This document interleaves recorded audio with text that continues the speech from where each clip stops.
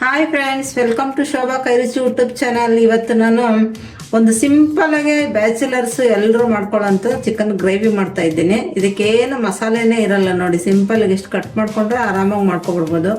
ಒಂದು ಅರ್ಧ KG chicken ತೊಗೊಂಡಿದ್ದೀನಿ. ಒಂದು 3-4 ಟೊಮೊಟೊ ತೊಗೊಂಡಿದ್ದೀನಿ ಚಿಕ್ಕ ಚಿಕ್ಕದು. ಒಂದು ದಪ್ಪದು 2 ಸೈಜು ಈರುಳ್ಳಿ ತೊಗೊಂಡಿದ್ದೀನಿ. ಸ್ವಲ್ಪ ಕೊತ್ತಂಬರಿ ಸೊಪ್ಪು, ಒಂದು 5 ಹಸಿಮೆಣ್ಸಿನ್ಕಾಯಿ ತೊಗೊಂಡಿದ್ದೀನಿ. ಶುಂಠಿ ಬೆಳ್ಳುಳ್ಳಿ ಪೇಸ್ಟು 1.5 ಸ್ಪೂನ್ ಅಷ್ಟು ತೊಗೊಂಡಿದ್ದೀನಿ. ಮೆಣಸಿನ್ಕಾಯಿ ಪುಡಿ 1.5 ಸ್ಪೂನ್ ತೊಗೊಂಡಿದ್ದೀನಿ. ಧನಿಯಾ ಪುಡಿ 1 ಸ್ಪೂನು. ಇದು ಚಿಕನ್ ಮಸಾಲೆ ಪೌಡ್ರು. ಇದು ಹೆಂಗೆ ಮಾಡೋದು ಅಂತ ನಾನು ತೋರಿಸ್ಕೊಡ್ತೀನಿ ಬನ್ನಿ. ಸಿಂಪಲಾಗಿ ಈಸಿಯಾಗಿ ಮಾಡ್ಕೊಬೋದ್ರಿ ಇದು. ಬನ್ನಿ ಫ್ರೆಂಡ್ಸ್, ಫಸ್ಟ್ ಸ್ಟವ್ ಅಂಟಿಸ್ಕೊಳ್ಳೋಣ. ಎಣ್ಣೆ ನೋಡಿ ಜಾಸ್ತಿ ತೊಗೊಂಡಿಲ್ಲ, ಒಂದು 2-3 ಸ್ಪೂನ್ ಎಣ್ಣೆ ತೊಗೊಂಡಿದ್ದೀನಿ ಅಷ್ಟೇ, ಜಾಸ್ತಿ ಏನು ತೊಗೊಂಡಿಲ್ಲ. ಡಯಟ್ ಮಾಡೋರೆಲ್ಲ ಆರಾಮಾಗಿ ಇದು ಮಾಡ್ಕೊಬೋದು. ಇದು ಸಿಂಪಲ್ ರೆಸಿಪಿ ಅಲ್ವಾ, ಮಸಾಲೆ ಗಿಸಾಲೆ ಏನು ರುಬ್ಬಕ್ಕೆ ಕೆಲಸನೇ ಇರಲ್ಲ. ಈ ಜಿಮ್ಗೆ ಹೋಗೋರು ಅವರು ಇರಲ್ಲ, ಆರಾಮಾಗಿ ಮಾಡ್ಕೊಬೋದು ಇದನ್ನು.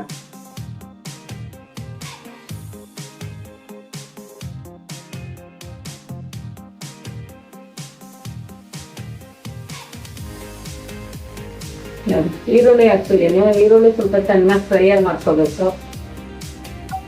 ಈರುಳ್ಳಿ, ಶುಂಠಿ ಬೆಳ್ಳುಳ್ಳಿ ಪೇಸ್ಟ್, ಈರುಳ್ಳಿ ಒಂದು ಸ್ವಲ್ಪ ಕಲರ್ ಬರಲಿ. ಎಷ್ಟು ಈಸಿಯಾಗಿ ಮಾಡ್ಕೋಬೋದು ಗೊತ್ತಾರೆ ಇದು. ಚಿಕನ್ ಬ್ಯಾಚುಲರ್ ಎಲ್ಲ ಆರಾಮಾಗಿ ಮಾಡ್ಕೋಬೋದು, ಅವ್ರಿಗೇನು ತುಂಬ ಕೆಲಸ ಇರಲ್ಲ ಅಲ್ವಾ.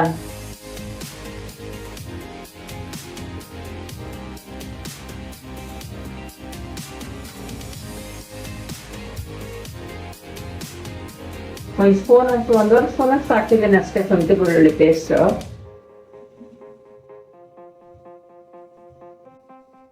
ಚಿಕನ್ ಒಂದು ಅರ್ಧ ಕೆಜಿ ಅಷ್ಟು ತಗೊಂಡಿದ್ದೀನಿ. ಬಾಯ್ಲರ್ ಕೋಳಿ ಚೆನ್ನಾಗಿದೆ. ಶುಂಠಿ ಬೆಳ್ಳುಳ್ಳಿ ಪೇಸ್ಟ್ ಈರುಳ್ಳಿ ಹಾಕೊಂಡಾಗ ಫಸ್ಟ್ ಚಿಕನ್ನೇ ಹಾಕೋಬೇಕು. ಚಿಕನ್ ಸ್ವಲ್ಪ ಒಂಥರ ಸ್ಮೆಲ್ ಬರುತ್ತಲ್ಲ, ಅದೆಲ್ಲ ಹಸಿ ವಾಸನೆ ಹೋಗ್ಬೇಕು ಚಿಕನ್ ಅಲ್ಲಿ. ಇದಕ್ಕೆ ಸ್ವಲ್ಪ ಉಪ್ಪು ಹಾಕೊಳ್ಳೋಣ, ಅಷ್ಟು ರುಚಿ ಬಿಡಿಲಿ ಅಂತ ಚಿಕನ್ಗೆ. ಇದಕ್ಕೆ ಮೆಣಸಿನ್ಕಾಯಿ ಪೌಡ್ರ್ ಹಾಕೊಬಿಡೋಣ. ಮೆಣಸಿನ್ಕಾಯಿ ಪೌಡ್ರು ಮತ್ತೆ ಅರಿಶಿನ ಪೌಡ್ರ್ ಎರಡನ್ನೂ ಹಾಕೊಂಡಿದ್ದೀನಿ. ಧನಿಯಾ ಪೌಡ್ರು ಹಾಕೊಂಡ್ಬಿಡ್ತೀನಿ. ಚಿಕನ್ ಮಸಾಲೆ ಪೌಡ್ರು ಹಾಕೊಂಡಿದ್ದೀನಿ.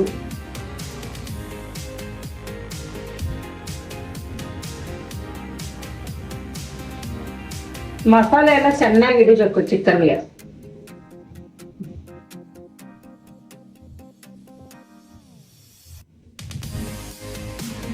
ಟೊಮೊಟೊ ಹಸಿಮೆಣಸಿನ್ಕಾಯಿ ಹಾಕೊಬಿಡ್ತೀನಿ.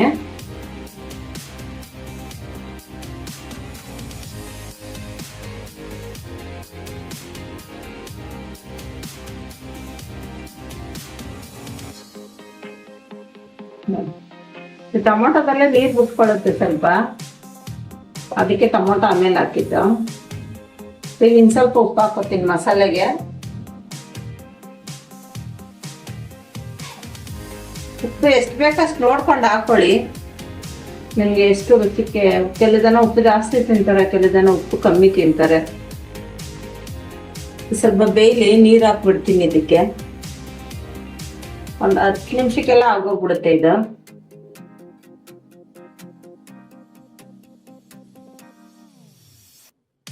ಸ್ವಲ್ಪ ಬೇಯ್ಬಿಟ್ಟು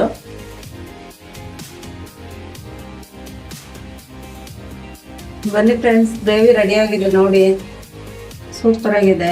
ಇನ್ಮೇಲೆ ಒಂಚೂರು ಕೊತ್ತಂಬರಿ ಹಾಕೊಬಿಡೋಣ ಇದಕ್ಕೆ. ಸಿಂಪಲ್ ಆಗಿ ಅರ್ಜೆಂಟಾಗಿ ಮಾಡ್ಕೋಬೇಕು ಅಂದಾಗ ಈ ಥರ ಮಾಡಿಕೊಂಡ್ರೆ ಚೆನ್ನಾಗಿರುತ್ತೆ. ಇದು ಚಪಾತಿಗೆ, ಪರೋಟಗೆ, ದೋಸೆಗೆ ಎಲ್ಲದಕ್ಕೂ ಚೆನ್ನಾಗಿರುತ್ತೆ.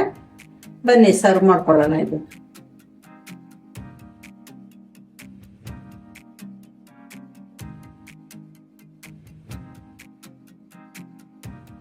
ನೋಡಿ ಫ್ರೆಂಡ್ಸ್, ಚಿಕನ್ ಗ್ರೇವಿ ರೆಡಿ ಆಗಿದೆ. ಚಿಕನ್ ಗ್ರೇವಿಗೆ ಒಂದು ಪರೋಟ ಮಾಡಿ ಇಟ್ಕೊಂಡಿದ್ದೀವಿ. ತುಂಬ ಚೆನ್ನಾಗಿದೆ ನೋಡಿ, ಎಷ್ಟು ಸ್ಮೂತಾಗಿ ಪರೋಟನೂ ಚೆನ್ನಾಗಿದೆ ಮತ್ತು ಗ್ರೇವಿನೂ ಚೆನ್ನಾಗಿದೆ ನೋಡಿ.